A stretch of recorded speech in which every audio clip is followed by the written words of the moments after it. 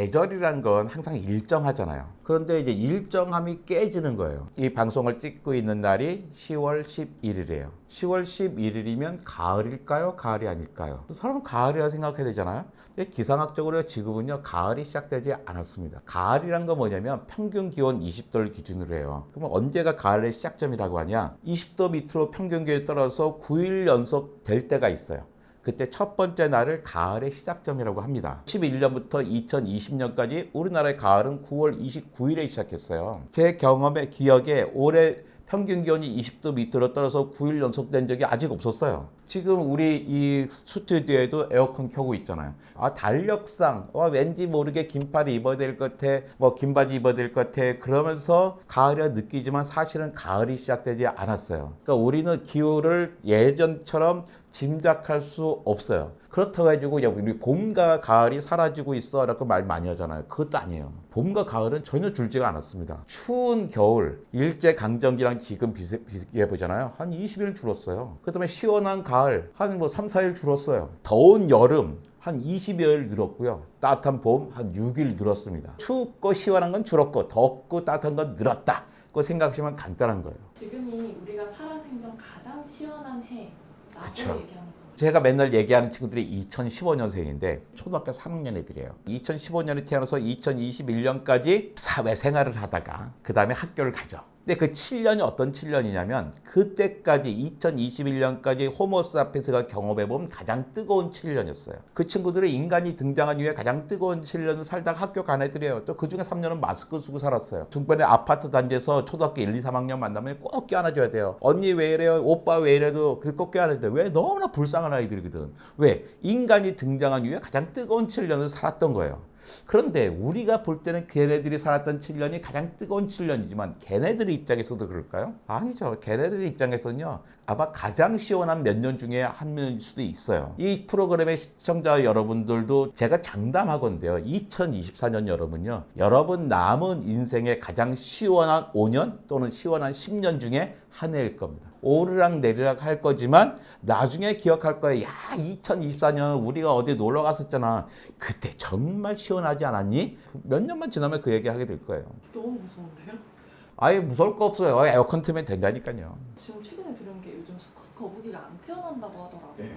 날이 너무 따뜻해져서.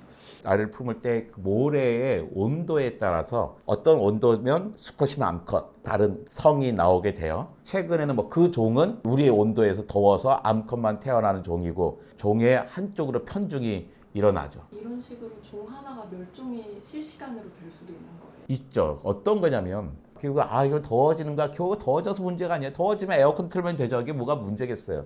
기후가 급격하게 빨리 변하면 생태계가 적응을 하지 못한다는 거예요. 물고기 잡히는 게 달라졌어요. 남쪽에 잡힌 게 북쪽으로 올라와요. 근데 상관없어요. 남쪽에 잡던 걸 북쪽 가서 잡으면 되죠 뭐. 근데 문제는 뭐냐면 곤충들도 옮겨왔습니다. 자기 온도에 맞춰서 옮겨왔어요. 곤충은 옮겨왔는데 곤충의 먹이 식물이 따라오지를 못하는 거예요. 왜? 곤충의 먹이 식물들은 사람들이 옮겨 심어주는 게 아니니까. 그럼 어떻게? 곤충의 개체 수는 점점 줄어들 수밖에 없잖아요. 나중에 멸종도 되겠죠. 근데 곤충의 개체 수가 적어지면 사람이 문제예요. 우리의 곡식들, 과일들이 수분이 잘 안 되니까 생산량이 급격하게 떨어질 수밖에 없게 되는 거죠. 온도는 오르락 내리락 했어. 이산화탄소 오르락 내리락 했어. 이런 얘기 많이 하잖아요. 사실이에요. 최근 한 수십만 년 동안 보면 이산화탄소 양은 200ppm에서 300ppm 사이로 오르락 내리락 했어요. 거기에 맞춰서 온도도 오르락 내리락 했죠. 근데 지금의 최근에는 한 100년 사이에 200ppm, 400ppm까지 돼버린 거예요. 200, 300이 왔다 갔다 했는데 400을 넘어온 거예요. 확실히 달라진 거예요. 뭐가 문제냐면 그 정도 생태계에 다 적응할 수 있을 것 같아요. 왜냐면 충분히 예가 있죠. 우리가 갑자기 농사를 짓게 된 게 10,000년 전이거든요. 30만 년 전에 등장한 호모사피엔스나 지금 우리나 똑같은 호모사피엔스예요. 머리가 하나도 커지지 않았어. 29만 년 동안 가만히 있다가 10,000년 전에 농사를 짓기 시작해요. 삶이 똑똑해서가 아니에요. 갑자기 2만 년 전에서 10,000년 전 사이에 10,000년 동안 지구 평균 기온이 4, 5도가 확 올라갑니다. 그러면서 지구 평균 기온이 15도가 돼요. 그러면서 지구에는 처음으로 농사를 지을 수 있는 기후 환경이 만들어졌죠. 자, 10,000년에 4도 올랐어요. 최근에 100년에 1도가 올랐다 해봐요.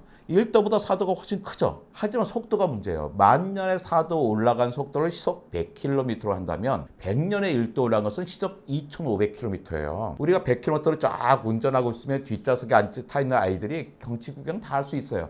근데 우리가 시속 2500km를 왱 달려보세요. 경치 못 보잖아요. 똑같은 거예요. 예전보다 속도가 25배 빠른 거잖아요. 이제 생태계가 적응하지 못하는 거예요. 생태계가 적응하지 못하니까 어떻게 해요? 종 다양성이 급격하게 떨어지는 거죠. 인간이 등장한 이후에 가장 급격한 기온 상승을 우리는 이제 경험하고 있고 목격하고 있는 거죠. 근데 사실 지구온난화는 제가 초등학생 때부터 들었거든요. 예. 지금 당장 저에게 앞으로 무슨 일이 벌어지는 거예요?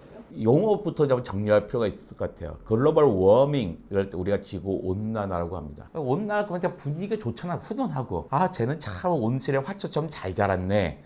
좋은 느낌이에요. 아유 새로 오신 과장님 참 성격이 온화하시지 않아? 좋은 거예요. 온난화. 근데 글로벌 워밍에 온난화라는 말이 어디 있어요? 정확하게 말하면 지구 가열화입니다. 온난화라고 쓰는 나라 별 세계가 없어요. 우리나라하고 하면 일본 정도일 거예요. 우리의 삶을 정말로 이제 바꿀 수밖에 없는 거예요. 가장 큰 문제가 뭐냐면 식량 문제입니다. 제가 반복해서 얘기하는데 우리 더워졌다고 더워서 죽는 거 아니거든요. 에어컨 틀면 되는 거예요. 지금 과학자들이 계산을 해보면 지금 우리 기후 이상이 생겼잖아요. 만약에 이 기후 이상이 생기지 않았고 산업혁명 전의 기후라 한다면 지금의 농업 기술로는 지금보다 약 21% 정도의 농업 생산이 더 많았을 거라고 생각을 해요. 지금 적다는 게 아니라 지금도 충분히 맞죠. 훨씬 더 많을 수 있다는 거죠. 지금도 1도 오를 때마다 옥수수는 7%, 밀은 5%, 벼는 3%씩 생산량이 줄어듭니다. 근데 지금까지 우리나라는요 식량 작업도가 되게 낮은 나라예요. 식량 작업도 한 42% 됩니다. 하지만 아무 문제 없었어요. 왜? 지금까지는 반도체 팔아서 유조선 팔아서 사오면 됐거든요. 근데 앞으로도 그럴 수 있을까요? 올해 초에 인도 정부가 인도 농민들에게 밀 수출을 금지시켰어요. 근데 이게요 역사적으로는 가장 큰 문제가 있었습니다. 그러니까 우리 따져봐요. 1789년에 프랑스 혁명, 1917년에 러시아 혁명, 그 다음에 2010년에 중동의 봄. 그때 왜 하필은 그럴 때 세상이 막 뒤바뀔까? 아라비아 쪽에 중동에 보면 독재자 밑에서 잘 살았어 수십 년 동안. 근데 왜 한두 해 사이에 중동이 싹 바뀌잖아요. 다 민주주의 국가로 바뀌어요. 왜 그랬을까? 바로 그 전에 두 해 동안 러시아, 우크라이나, 벨라루스의 여름에 폭염이 듭니다. 여름에 폭염이 드니까 밀 생산이 안 되는 거예요. 밀은 선선해 잘 되거든요. 밀 농사를 망쳐요. 망쳤다 가지고 반타작한 게 아니에요. 겨우 15% 줄었습니다. 겨우 15% 줄었지만 중동에 싸게 공급할 수 있는 밀이 적어진 거예요. 그러니까 중동 사람들도 내가 독재자 밑에서 잘 살았지만 안 먹고는 못 살지 하고 야를 뒤집어 버리는 거예요. 지금도 마찬가지예요. 기후가 바뀐다면 우리는 더워서 문제가 된 게 아니라 가장 큰 문제가 식량 문제에 봉착할 거다. 특히 우리나라처럼 식량 생산이 작은 나라는 엄청나게 큰 문제가 있을 겁니다.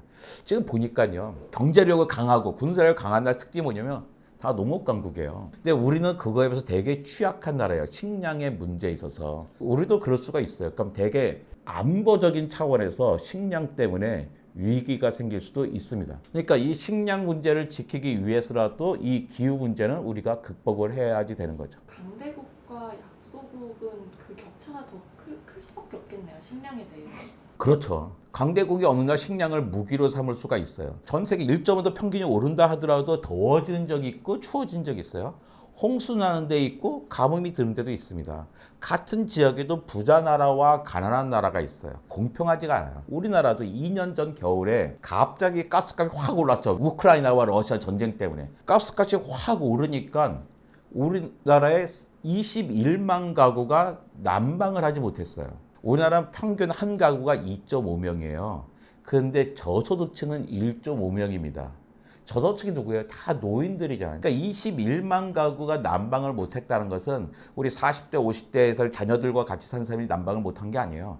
다 혼자 살든지 부부만 사는 노인들이 난방을 못한 거예요. 난방하지 못하고 이불 돌돌 쌓아매고 겨우 겨울을 버티셔야 했던 거죠. 그러니까 이런 문제들이 한 해, 두 해는 사람들이 참아놨지만 그 다음에 참을 수 있는 게 아닌 거잖아요. 겨울만 될 때마다 나는 이렇게 추위에 오돌돌돌 떨면서 자야 돼? 그럼 우리가 전 스트레스를 견디지 못하는 거잖아요. 그러니까 엄청난 복지 수요가 생길 수밖에 얻게 되는 거죠. 그러니까 이런 거죠. 이게 너무 더워. 그랬을 때 부자는 어떤 식으로 하냐면 시원한 데로 여행 가버려요. 근데 모든 사람이 그런 건 아닌 거잖아요. 우리는 여기서 회피할 수가 없어요. 대부분의 사람들은 우리가 잘 사는 나라잖아요. 계층에 따라 다르다니까요. 난 이것은 사회적으로 해결할 수 있어야 된다고 생각합니다. 폭염 대피소, 혹한 대피소 이런 거 있잖아요. 만들어서 이리 오세요, 이리 와서 피하세요 정도가 아니라 적극적으로 가서 공무원들이 모시고 와서 집에다 에어컨을 못 달아드리지만 여기 와서 일단 이 더위를 피하세요. 그런 게 필요하죠. 제가 어디 지방에 공무원들한테 강연을 갔더니 복지를 다루는 공무원들이었어요. 근데 그분들이 기후에 대해서 강의해달라고 하더라고요. 근데 제목이 딱 뭐냐면 기후가 복지다예요. 기후 변화에 따라서 우리에게 얼마나 많은 복지 수요가 생길 건가. 이 복지 수요를 충당하기 위해서는 어느 만큼의 예산과 어떤 만큼의 사람이 필요할까를 벌써부터 공무원들이 고민을 하고 있더라고요. 이 변화를 갖다가 예측하고 내가 거기서 뭔가를 하겠다고 생각을 하고 있는 거니까요. 이 기후 위기를 솔직히 말해서 지난 몇십 년 동안 못 막았던 거를 이제 와서 막을 수 있나 하는 생각이 들기도 해요. 골든 타임이란 게 있나요? 온도가 2도까지 올라가면 우리가 막을 수 있어요. 2도가 되면 옛날에는 햇빛이 딱 반사돼서 나갔잖아요. 반사되는 양이 줄고 그대로 지구의 바다로 들어오게 되는 거예요. 그래서 바다를 더 데울 수밖에 없게 되는 거죠. 그래서 이제 롤러코스터 생각하면 돼요. 롤러코스터가 어떻게 해요? 처음에 올라갈 때는 차곡차곡 해서 기어 걸고 전기로 꼭대기까지 올리잖아요. 그 다음부터 꼭대기부터 어떻게 해요? 자동으로 오르락 내리락 하면서 끝까지 와요. 그러니까 이제 세울 수가 없어요, 중간에. 끝까지 오는 거야. 그러니까 롤러코스터 끝까지 2도가 꼭대기 올라가기 전에 세워야 되는 거예요. 기후변화도 마찬가지예요. 2도가 되는 순간 쑥 올라가 버려요. 그래서 2016년에 박근혜 대통령께서 파리 기후정상회의에 갔을 때 그때 정한 게 2도에서 막자. 과학자들 생각해 보니까 야 2도에서 막다고 하다가 실패하면 어떡해? 그거 안 되잖아. 그래서 그 다음에 2017년에 0정도에서 다시 전문가들이 모여서 회의하다가 1.5도에서 막자 그런 거예요. 근데 이미 최근에 1년을 보면 산업화위가 1.64도까지 올라왔어요. 근데 과학자들 아직 1.5도를 넘었다고 선언하지 않아요. 최소한 3년 평균을 내야 돼요. 그러니까 아마 2027년 되면 1.5도 넘었다고 선언하겠죠.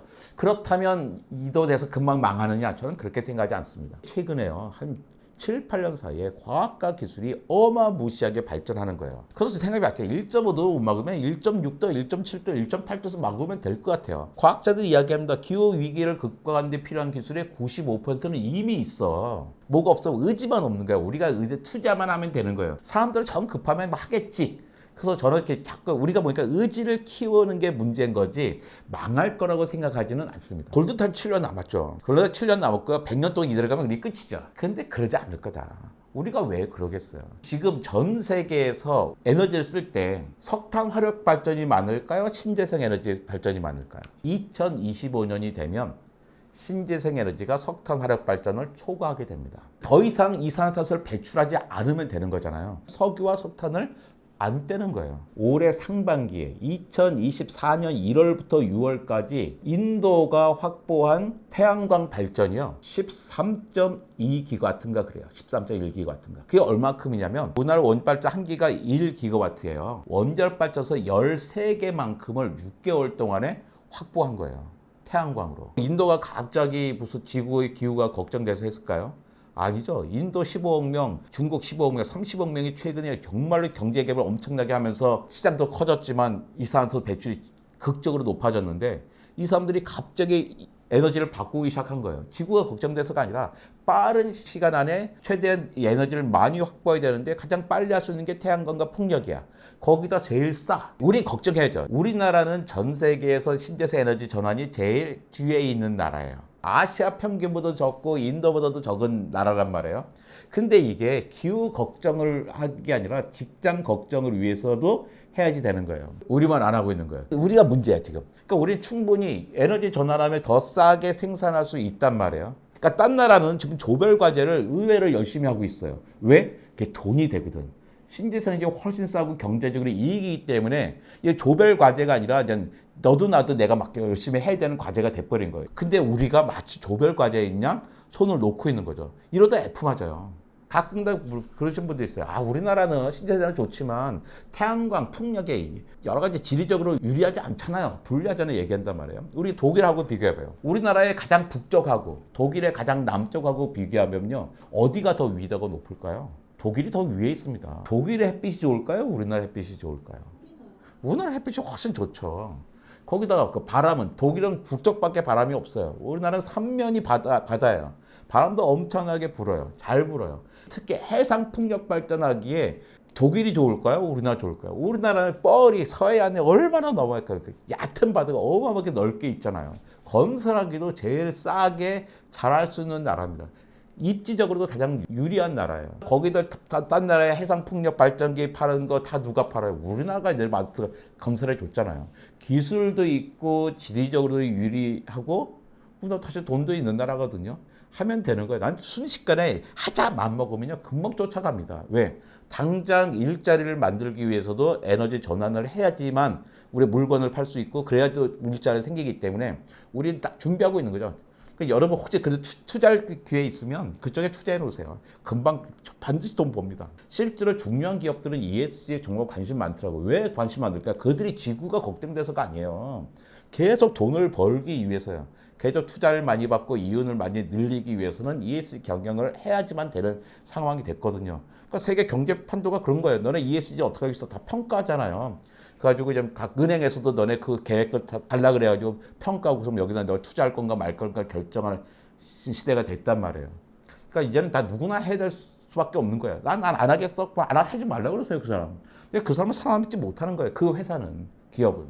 이제는 내 기업이 살아남겠어. 기업이 뭐 지구를 위해서 움직이겠어요. 기업은 목표가 하나에 오로지 하나의 이윤.